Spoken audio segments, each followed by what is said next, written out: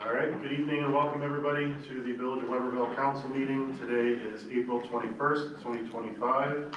We'll start with a call to order and a roll call. Keeler? Yes. Schulborn? Here. Stanfield? Here. Walter? Here. Here. Everybody please stand for the pledge. I pledge allegiance to the flag of the United States of America and to the republic for which it stands, one nation, under God, indivisible, with liberty and justice for all.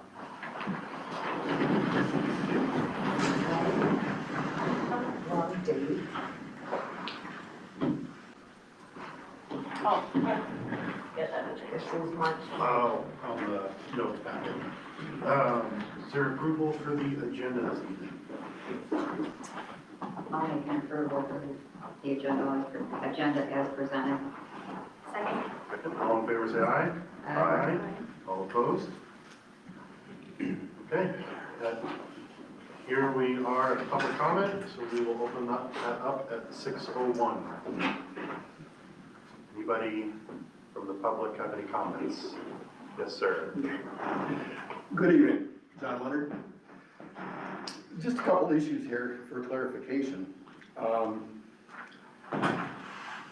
I had talked to you about the issue with the potential contract with the school district. Yep. Who was contacted first that initiated this decision to allow the DPW? How did this get initiated? Was it you that talked to somebody, or did somebody contact you?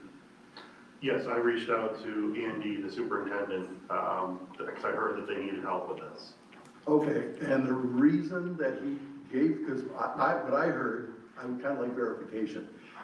What was the issue that he wanted to contact or contract with the village to provide this contract for cutting grass and doing work on the village or school property?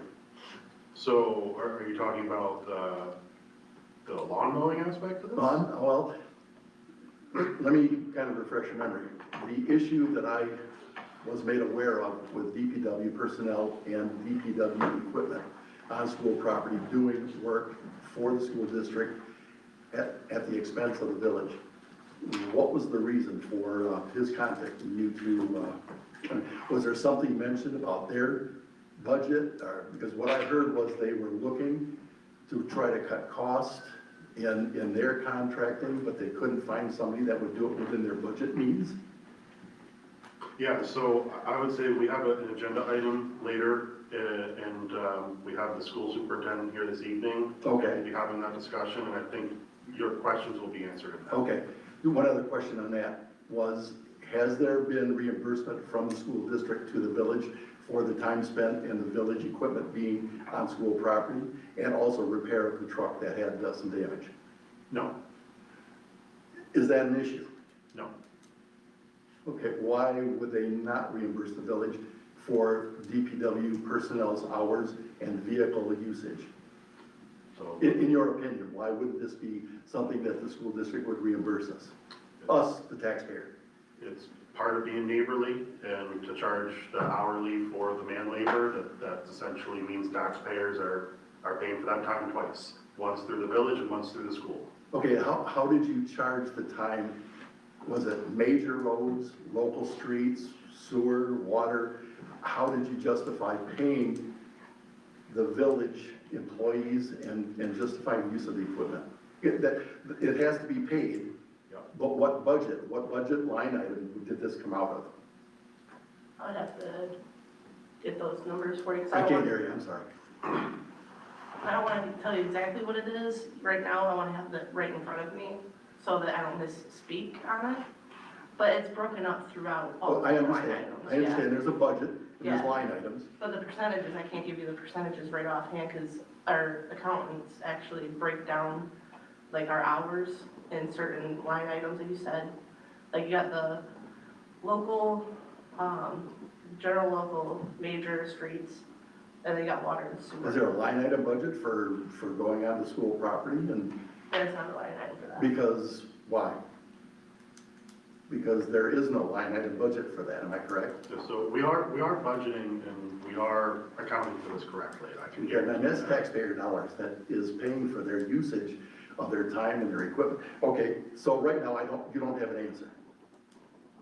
I can't give you an answer right this second now. Okay, but you say the school superintendent contacted you, I contacted him, you contacted them, yes. and what initiated that? Did you just all of a sudden know that they needed help as far as Again, concerns with their budget? There is an item later in this evening's agenda where I believe Okay, those questions fair are enough. answered. I just recently found out, and I don't know why I was never aware of this, but there is cameras and recording devices in the village office. So as you come in and you approach any employee in the village through the office downstairs, you're being videoed and you're being recorded. Now, I understand it's probably not illegal, but probably according to state law, you can have, one party consent, two party consent, or all party consent. But I understand that there is some confusion because Michigan is a one party consent. So as long as one party is aware that you're being recorded or videoed, that's okay. So the other person doesn't necessarily need to be made aware of this. But there's also exceptions, and it's kind of confusing. My question is there some reason why there couldn't be a sign somewhere as you come in, or maybe on the desk, that video recording and conversation recording is taking place? No reason why there couldn't be. Is that something that could be?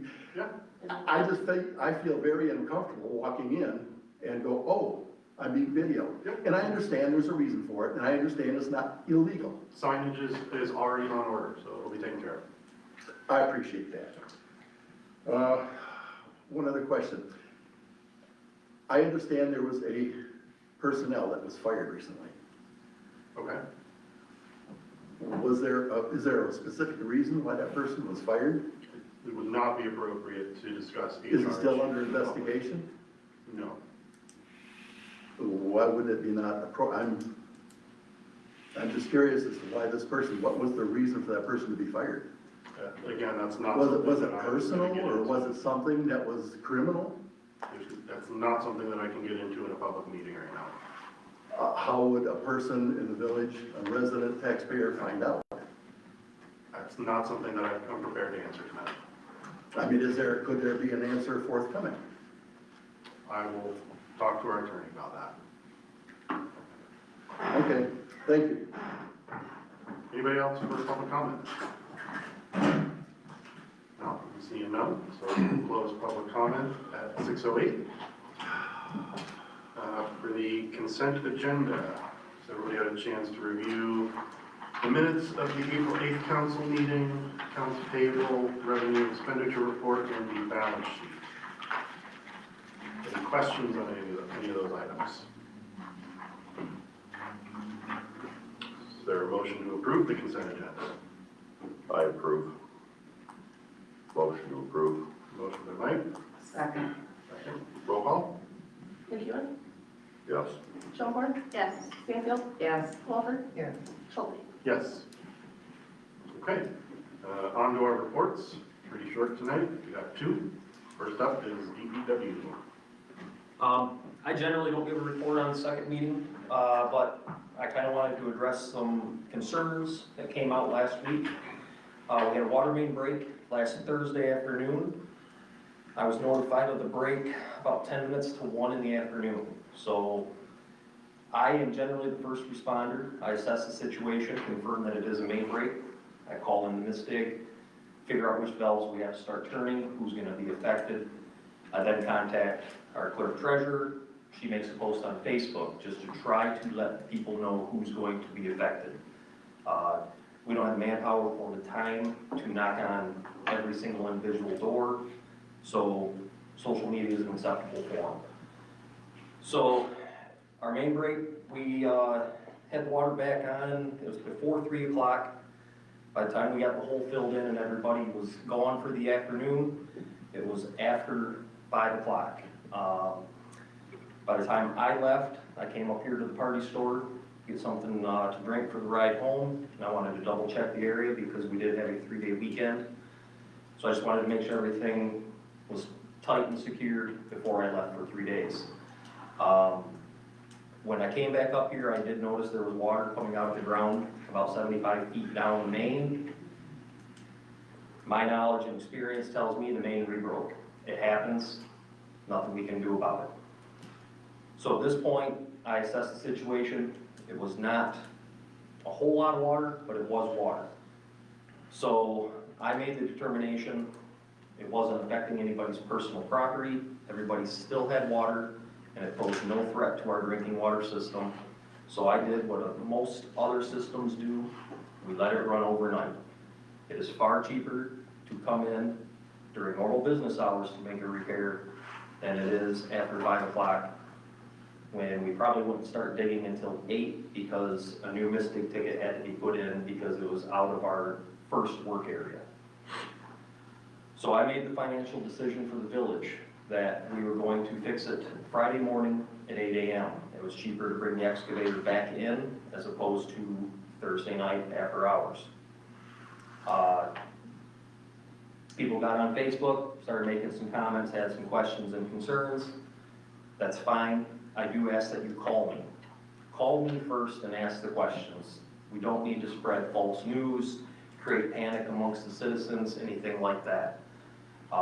At no point was that water main depressurized. Everybody had water. I kept it above the state minimum pressure in the line. There was no dirt, no contaminants that could possibly enter that water main. So take all that fear out. The hole that is there now next to the sidewalk has to settle for about 2 weeks before we topsoil it. Same goes with some of the other mains that we've had this year. We're going to start topsoiling and making road repairs next week. We had topsoil delivered last week to the DPW. Weather this week and everything, you know, we're not going to be out throwing topsoil and pouring down rain. So our plan is start next week, fixing yards up. I know Sam and I have talked about fixing some of the roadways. So anytime there's a water main break, there's far more that goes into it than us showing up, digging a hole, fixing it. A lot of decisions are made on my part. At all times, I'm in communication with Sam. So if anybody wants to get on social media and make a comment, I ask that you give me a call first. That way the proper information is being shared with the community, because we don't need false information and panic being spread with our drinking water and our public health. So that's all I have for DPW report tonight. Thank you, Ryan. Any questions? Yes, sir. Unrelated to water, well, kind of related to water main. When were the roads going to be repaired where they dug up to repair water mains? We're waiting for the asphalt plants to open. I'm This is compiling. going on 2 years. We did not do any last year. We did some the year before. That was before I took over. We did not do any last year because we just didn't have a big enough list to justify that cost. So this year, now that we have some more patches that are going to be done, the asphalt plants are opening up now. Sam and I discussed it. We have it in our budget. So I'm going around measuring, determining square footage, and then getting some quotes. I'm hoping probably in July. I don't want to wait and do it at the end of the year. I want to do it in the middle of the summer. So we do have a game plan for that. Because I know we have one right there by your house that has to be addressed. Thank you. Yep. Last is advocate reports. Any advocate or committee reports? Okay. Move on to new business. First item is the Grace Point Church. Thank you. Well, we presented, I'm Paul and Pam from Grace Point Baptist Church, and we wanted to know, did it go through the planning committee all right about posting these signs? Yes, sir. And that's fantastic. So we just need to have a council vote on it, but I did have a chance to talk to our planner on that, and everything checks out, so.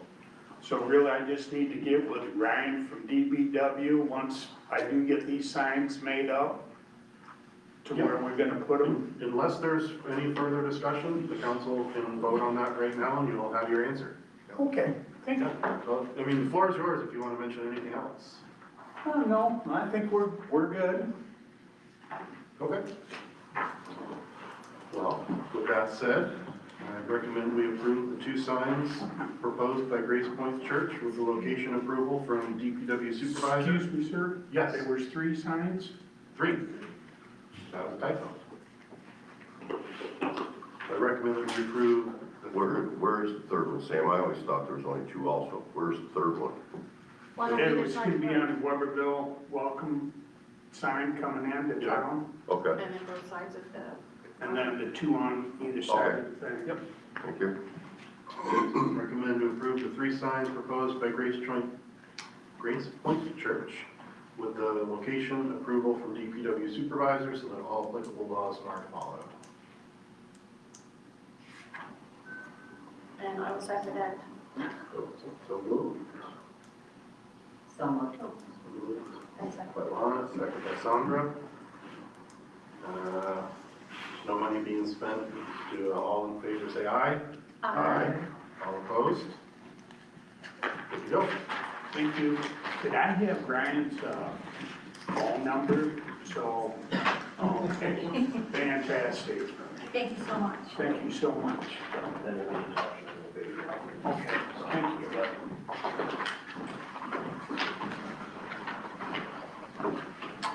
Okay, so our next item is the mutual agreement with the school.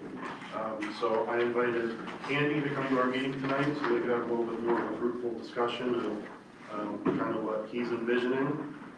And I guess the first thing I'll open up with is I know last council meeting we discussed a, we'll say a spring-summer contract covering groundskeeping, and I was informed by Andy that you guys have contracted with a different company, so the village won't be doing that this year.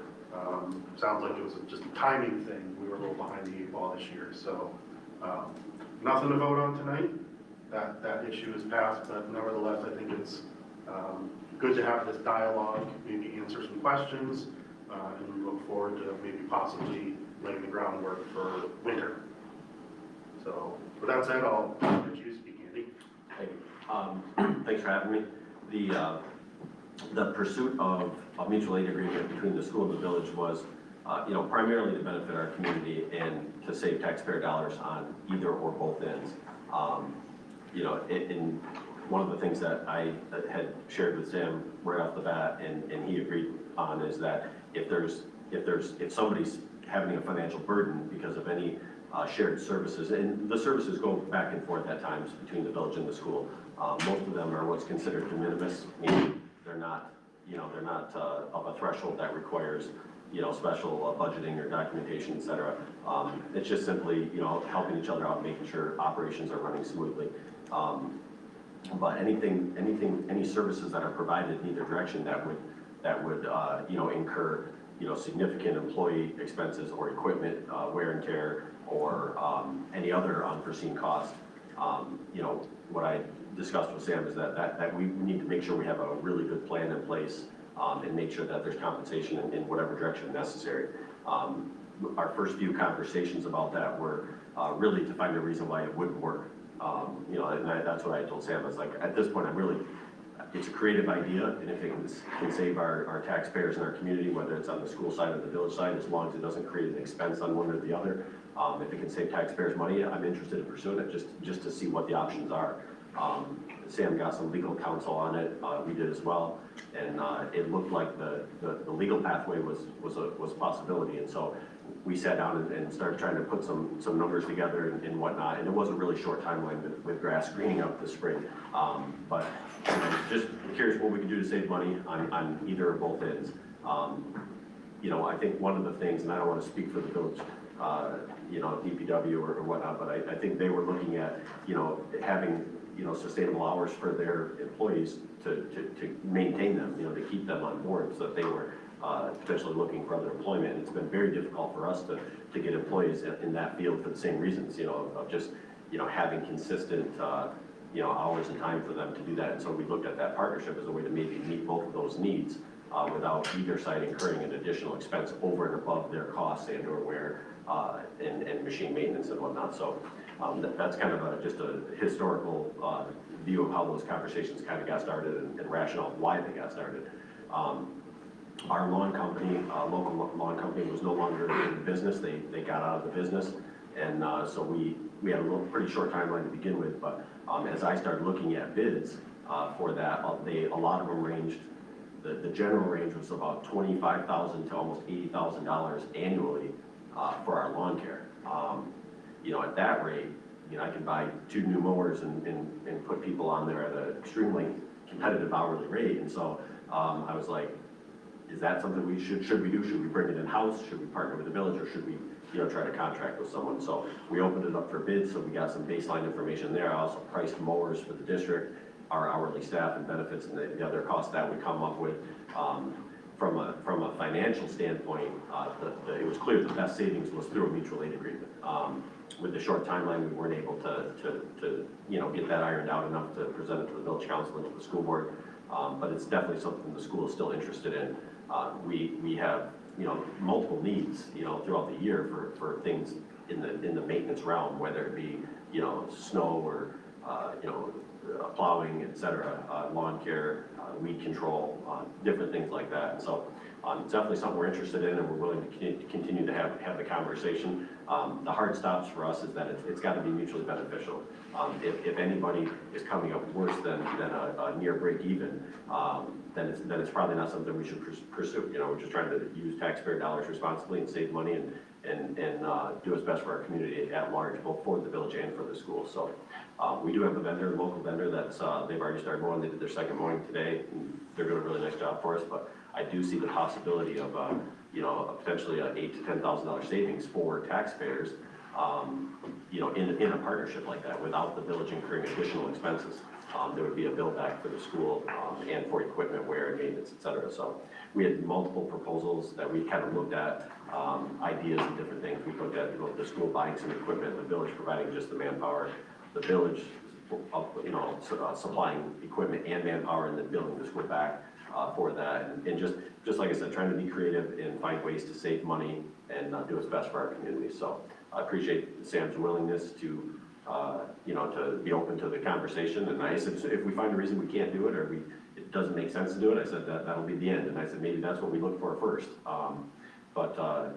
We were able to kind of get things moving a little bit. It looked like it may be a good possibility. The timeline just got a little short for us this year, but it's definitely something we're interested in continuing the conversation. So I'd like to thank Sam, and I'd like to thank Ryan for their willingness to have those conversations and see what we can do to benefit our community. So. Awesome, very, very well said, Andy. I appreciate you coming tonight. Yes, sir. Okay, if I address some of these issues? You okay with that, Andy? A few minutes to, okay. Number one is the school district is not a part of the village. We pay taxes through non-homestead and property taxes to the school for them to develop a budget to take care of their school issues. We pay taxes for that as property owners. We also pay property taxes to the township. We pay property taxes to the village to maintain a DPW to operate within the village. I don't understand why the village has to go into a contract to become a lawn cutting or an entity to go out of the village to work as a contractor. We're not in the contracting business to cut grass. On the same aspect, if somebody, and I talked to you about this, what would keep us from going outside the village on other areas to help somebody out? Mutual agreement. We pay taxes to the village to maintain DPW hours, equipment. We pay taxes to the school district, so they can have a budget to maintain and do what they have to do to maintain their property. We're paying employees of the village to go out of the village, technically, to work on somebody's property as a contractor. Now, I don't know all the details of the contract. I tried to get a copy of it, initially what we're looking at, and it wasn't available. Now, I understand I don't know exactly what would entail, how you would reimburse the village. I mean, I can't even get an answer for reimbursing the village for the work that they did that the council wasn't even aware of when they came out to pull fence posts or whatever it was. There's too many unforeseen things that really have me concerned. We're paying taxes to the village, we're paying taxes to the school, now we're gonna pay additional tax money. We're gonna be paying our employees to be working off-site. There's no additional incurred costs, and, you know, back to the point that you keep making is the school is part of the village. They don't pay taxes to the village. They're within the village. They don't pay taxes to the village. They are not, they are a school district within the village, but they are not part of the village. We pay taxes to them for their budget.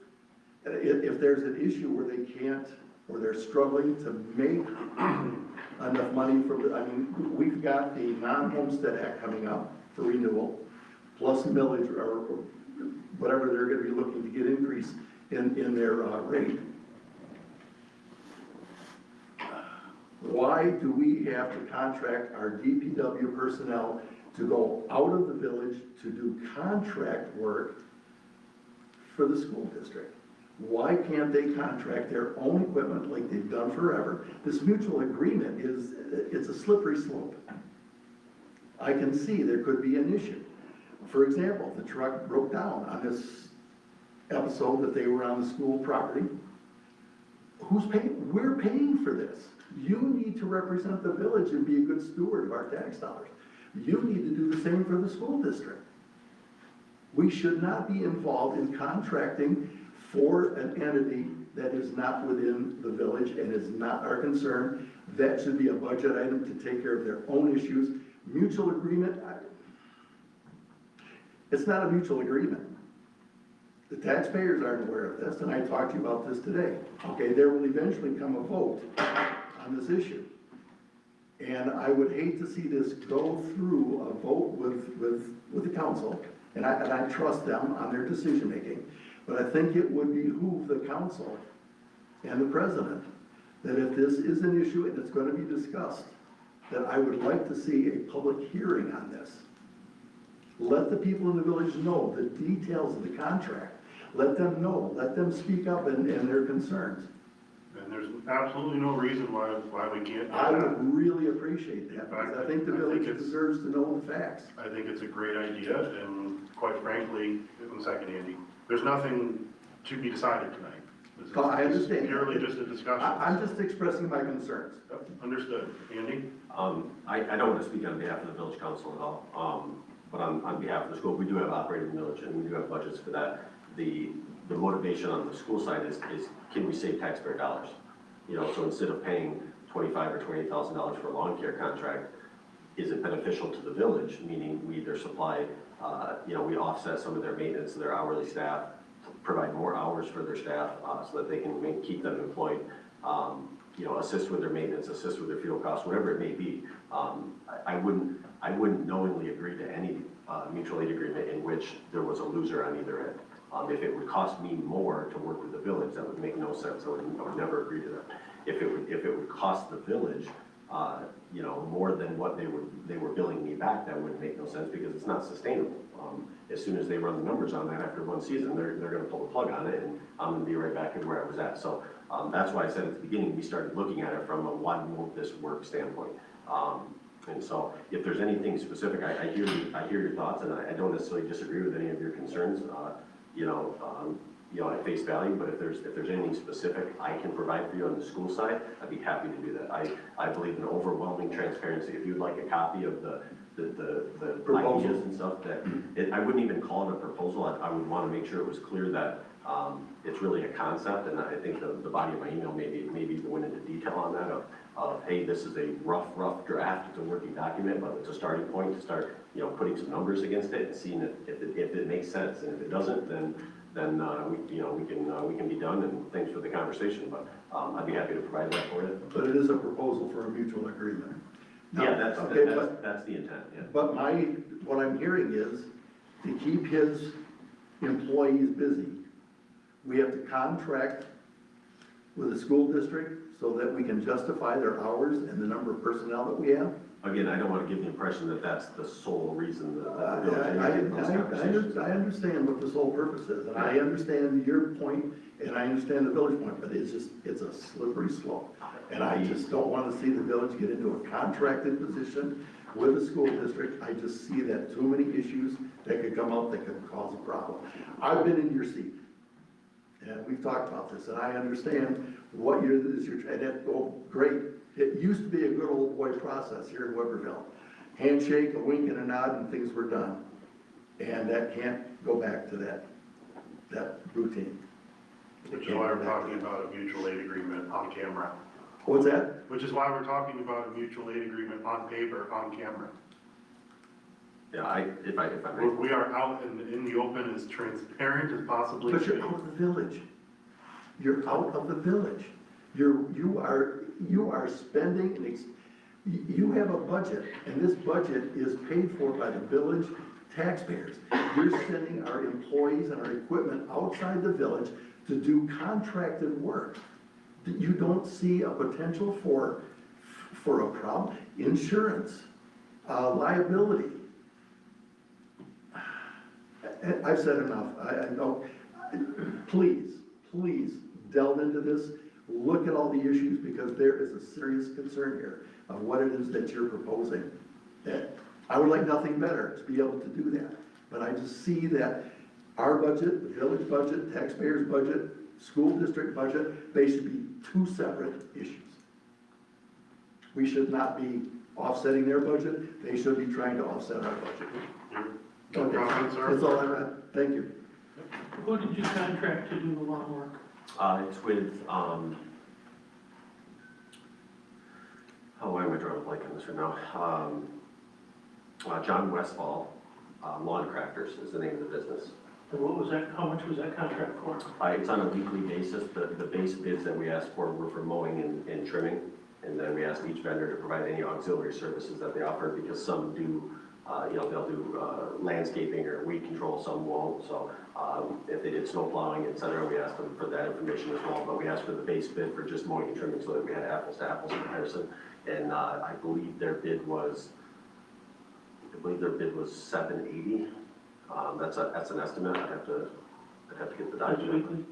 What's that? Weekly? That's weekly, correct, yeah. I'd be happy to provide a copy of that contract. Thanks, yeah. Okay. I'm sorry, now I'm hearing the potential for snow plowing. And getting back to the statement that you made that there was no losers on either end. The That's right. losers would be in the middle, that would be the taxpayers. Yep. Because the taxpayers is paying the DPW to work in the village. The taxpayers are paying school taxes for the sinking fund for maintenance. And now, this agreement, the taxpayers would be paying taxes to the school into their sinking fund to do this work. We'd also be paying taxes to the village to send village employees to do the work. So, that's the losers right there, is the taxpayer. I hear your concerns, but there's a couple things you're factually incorrect on. So the goal of this contract, and the only way that the school would agree to it, and Sam has expressed to me that the only way the village would pursue it is if there was no additional financial burden to either party. Meaning whatever the expenses are for the hours or benefits or machine depreciation or maintenance costs or insurance, whatever that is, there's a bill back to the school, and that's the bill we would be paying. That's not what we were told at the last meeting. They told there was going to be no charge for labor because the workers were already being paid through the village. So it may not be line itemed back to labor, but the intent was to make sure that the village wasn't eating a significant cost on that. At least that was my understanding of the conversations. And again, it's very much a concept. The other thing is that sinking fund dollars cannot be used for service maintenance at a school district. So I can't use sinking fund dollars for snow plowing or lawn care or any, custodial work or any of that stuff. Sinking fund dollars are for infrastructure maintenance. And so it's essentially, repairing facility infrastructure. And then there's also limitations within that. So I just want to make sure I was clear on those two things, but it's definitely something that I appreciate the concerns, because that's one of the things that, as we discussed it, was, hey, we need to figure out where, even if we think it is ideal, where are the pitfalls in this? And as we pursued it, this mutual aid agreements between public bodies are encouraged.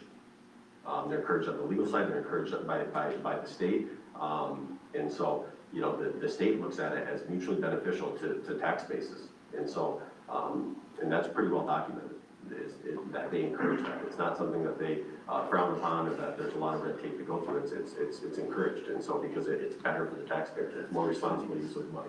And so, the nuts and bolts of it are, if we were to go with that, I'll just say lawn care for now, if we were to go forward with that, is to make sure that the expenses on the village side are accurately accounted for and then billed back. That's the key, because then there is no net loss in the village. The school district can save money.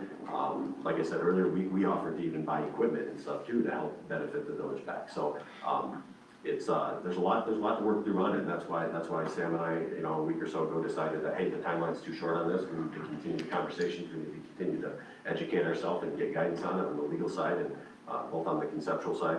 We need to work with Ryan so that he's working through accurate numbers and making sure that we're not leaving something unaccounted for. So I definitely appreciate the concerns, and I just wanted to clarify a couple of those points. So thank you.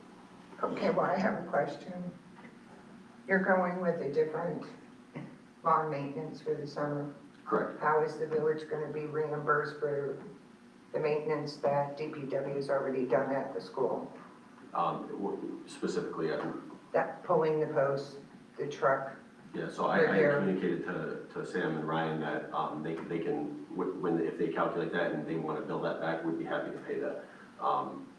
A lot of times when something is de minimis, meaning it's not a significant or ongoing basis, that, my understanding is that isn't something that's necessarily billed back every time. There's things that the school will do to help out, with the village and stuff. If it's a we've allowed use of our bleachers up there for parades and, little things like that where there's really no cost to us, we bring the tractor up in forks and drop off and then we pick them up when it's done type of stuff. So, anything like that, unless we're, financially or legally obligated to be reimbursed, we're not gonna bill that back, but, I would always make sure that we offer that to the village as well, so. Is this strictly a financial issue? It's not necessarily a financial issue, it's an opportunity to save money, for taxpayers, and so that's really the primary motivation on our end. There's other motivations on the village end, and so I don't want to speak to those, but. Would this be a hardship on the school district if we were to not enter into a contract? Where would that put the school district as far as their budget? Would that be an issue that would be a concern to the taxpayers? I mean, it would, to go forward with a vendor like we are, rough estimates, again, it's very early, but rough estimates is, that's could be $10,000 to $15,000 more than what a mutual aid agreement would be. And so we're spending, additional taxpayer money that we may not have to spend, even with a bill back and reimbursement to the village. So that was the purpose of it. It's not urgent. The school is not, failing or in financial crisis. We're just looking for an opportunity to save money. And as stewards of money, I think that's important for us to do. If we can find a way to be responsible with it and save money for taxpayers, I'll follow up any of those leads and have those conversations anytime they present themselves. And if they don't work out, they don't work out. I think it's important to look into them and educate ourselves and get our questions answered. So any other questions from the council? Comments or anything else that needs to be said on this topic? I just want to say thank you very much for coming in and. Yeah, much appreciated. Yeah. Thank you for helping out also with the community picnic. Appreciate it. Yep. So, Andy, I guess we'll stay in touch. You're always welcome in our meetings. I'd say let's just continue on a path moving forward. Yeah, that was a continuing conversation, so I appreciate it. Thank you. Thanks, everyone.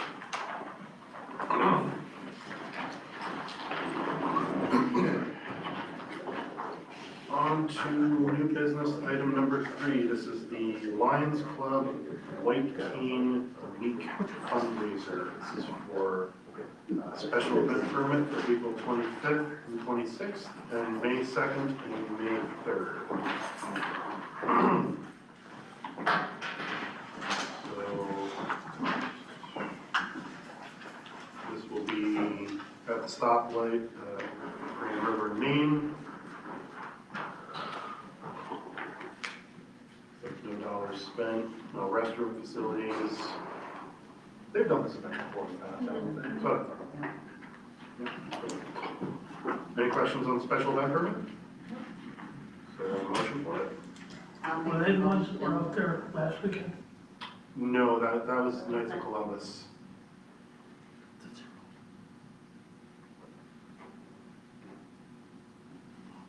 Okay, motion to approve the Lion Club White Game Week fundraiser, April 25th and 26th, and May 2nd and 3rd at the Four Corners. I second. No dollars spent, so all in favor say aye. Aye. All opposed? All right. Okay, next up is the community picnic. So this will be on June 13th from 5:30 to 7:30. Another special event permit. So this will be the Village of Webberville in conjunction with the DDA, the Special Planning Committee, and the Council. Jessica Cooch is the responsible party. And this will involve closing North Main from Grand River to the edge of the school parking lot. And that's June 13th. Setup begins at 5:30. Event ends at 7:30. I'm sorry. The setup begins at 4. The event starts at 5:30. So DPW is being asked to provide barricades. Any questions or concerns about the community picnic permit? I'll make a motion to approve closing off North Main Street from Grand River to the far edge of the school parking lot to have a community picnic on June 13th from 5:30 to 7:30. Okay. Second. Second. Any discussion? Yeah, is that where the cars, the classic cars are gonna line up on Main Street now? We are going to have, I know we're going to have the tractors are going to be there, Okay, so. so you don't want the car show? We weren't sure exactly how many were going to be there, so we know for sure we're going to have the tractors. Okay, so I'll cancel the car show. Okay. Is that what you want? We need to know how many cars, we can talk afterwards.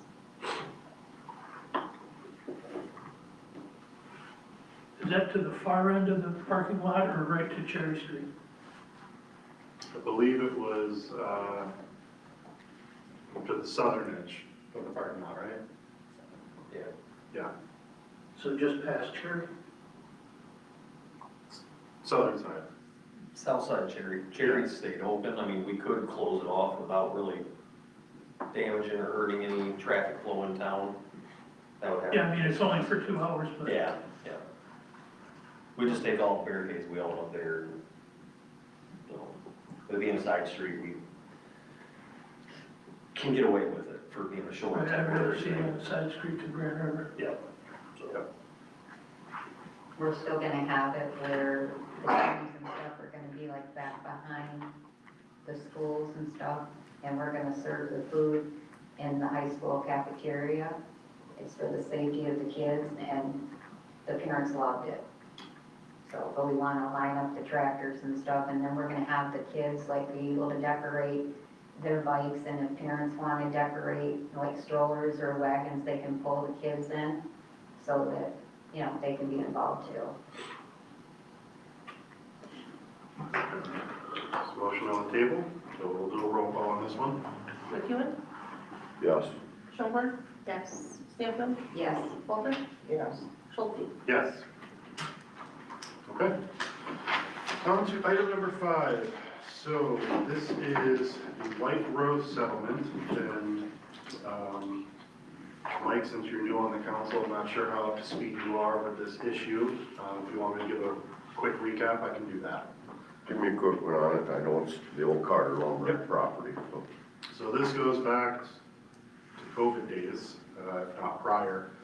There were some outstanding ordinance tickets that were issued. This eventually ended up in the court system. That judge sided with the village. That decision was then appealed to a higher court, which then sided with the village yet again. And part of that settlement is essentially that person would have to make the village whole on attorney's fees and McKenna's time, which as of right now is still technically a running tally since it's not done, but it's about $30,000 over the past few years. And the current appeal is to essentially forego having to reimburse the village.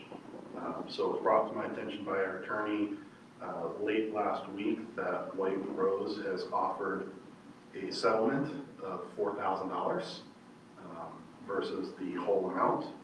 So our attorney Scott needs some sort of decision and guidance from the council as to how to proceed with that, whether or not the council will be willing to settle for that amount or counter with something else or not at all. What was the full amount? It's near $30,000. So. And they only want to pay 4. Correct. So the discussion tonight is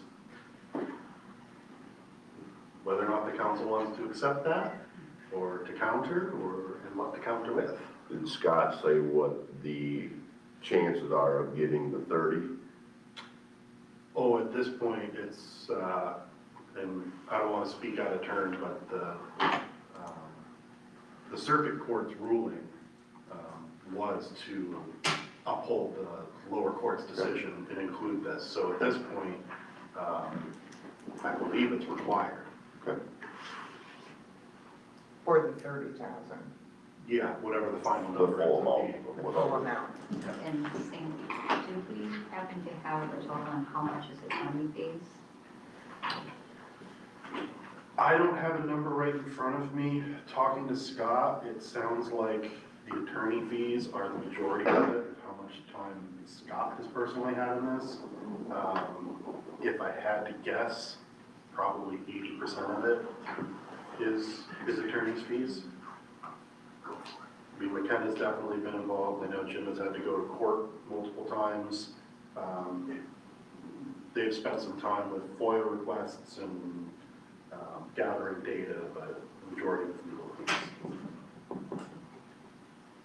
And what benefit do we have when we accept their offer? We get $4,000. It would definitely recoup some of the costs that we've incurred.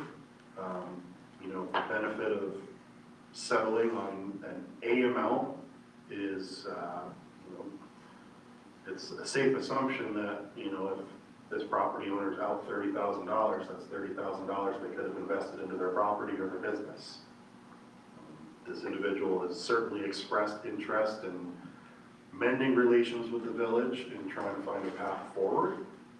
My personal opinion is that I think there's a middle ground that we could meet on where, you know, I don't know if I'd call it a win-win, more of a lose-lose. But our attorney fees are at least 4,000 at this point. No, it would be way more, I think, like you 80% know, of the 30. So, I mean, $4,000 isn't trying to save grace as far as I'm concerned. It's just Couldn't agree more. a small token to say here, and it doesn't work for me. at least recover our attorney fees. Okay. So I was thinking the typical meet in the middle at 15. Half, half. Why don't we take the $4,000 plus attorney fees? I would have to get the exact breakdown, from our folks who aren't here tonight to figure the exact split. Can we table it Actually, until that's a Scott good gets idea. here so we can get Before the tax and breakdown? plus attorney fees. Right.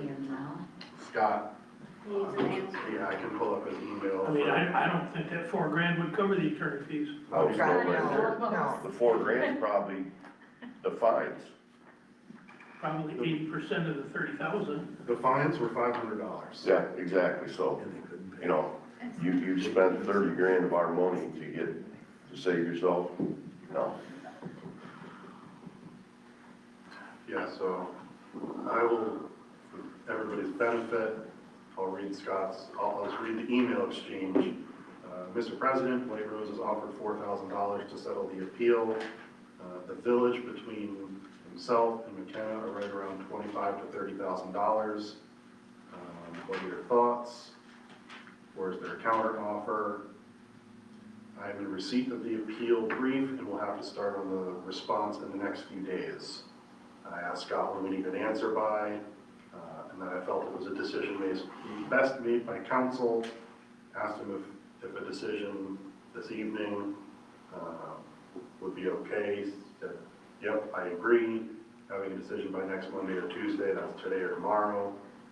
Keep in mind, we can always settle at a later date, but he's trying to avoid logging time into the appeal if we're just going to settle. So not incurring more charge.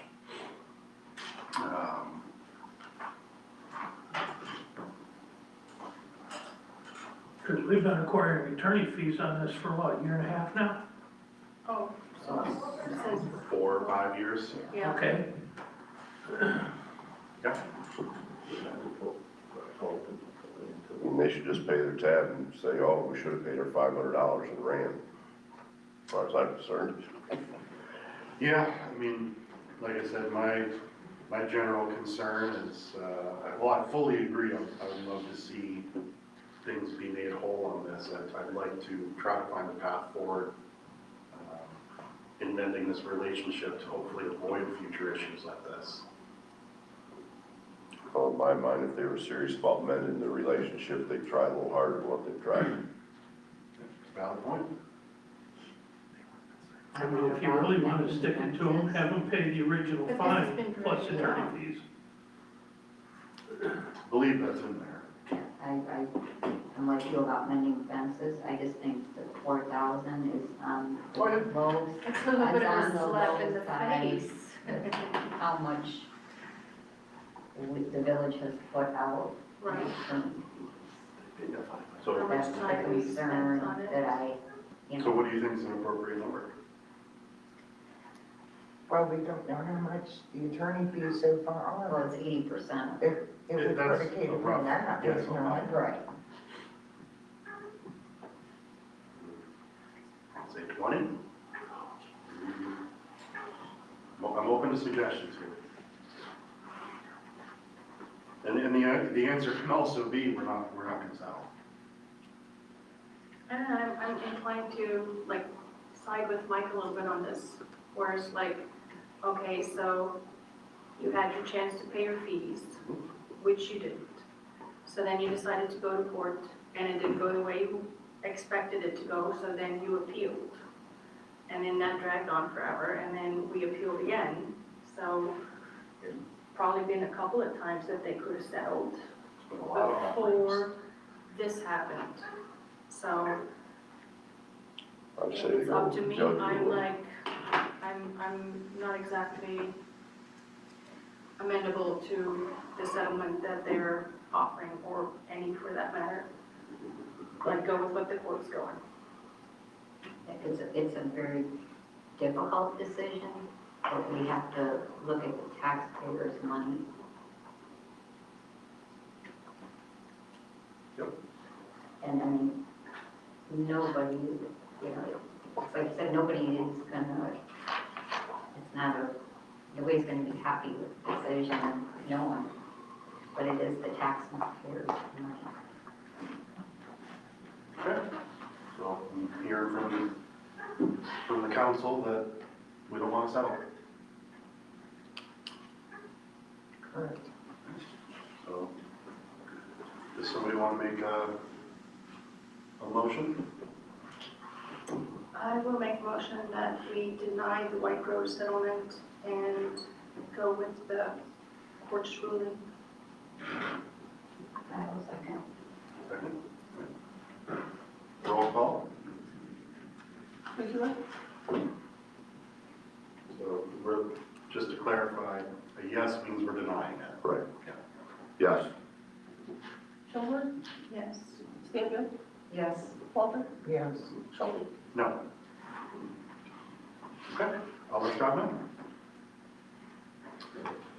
Next and last on our agenda this evening is to post for the deputy clerk treasurer position. So that position has become available in our office. So after speaking with Jessica, it's certainly time that we post that job. So this is to have a discussion and to approve having that posted with, what's the association? I think MMPA's website, or, MMAMC, and MML. MML as well. Yep. And it's what, $50? So for MML, I'll check. So this would be for the deputy clerk position with an hourly pay ranging between $16 and $21 an hour, depending on qualifications. I recommend that we approve posting the deputy clerk treasurer position with a pay range of $16 to $21 an hour. So moved. Second. Roll call. McEwen? Yes. Schoenberg? Yes. Stanfield? Yes. Walter? Yes. Schulte? Yes. Okay. Where are they gonna be posted at? That is on the, Michigan Municipal League. Yep. Which is our insurance, MMTA, which is the Treasurers Association, and then MAMC, which is the Credits Association. Try to cover our bases. You're not gonna post it up on LinkedIn or anything like that? I've tried to post on LinkedIn before when we tried for DPW, and they want a lot of money for it. yeah, Also go on our village website. Yeah, the website. go to the website. I can squeeze it into the newsletter before I send it How out. about Indeed? Read off, I'll get it in first. I'd say we start with these sources, because we found folks through there before, good quality candidates, good employees, and, you know, we'll give it a few weeks, and if we're coming up dry, then we'll cast a wider net. Are you making allowances for background checks? Yes. We've done that road a number of times here in the village. Mm-hmm. Our handbook has statements in it regarding that Oh, yeah. position, so. Is that 16 to 21, is that plus benefits? Yes, full time, plus full benefits. So, that brings us to the end of the meeting. If there's any other questions, anything else we need to address? If not, there's a motion to adjourn. I will make a motion to adjourn at 6:56 p.m. There's a second. I second. All in favor, say aye. Aye. All opposed? Thank you for coming.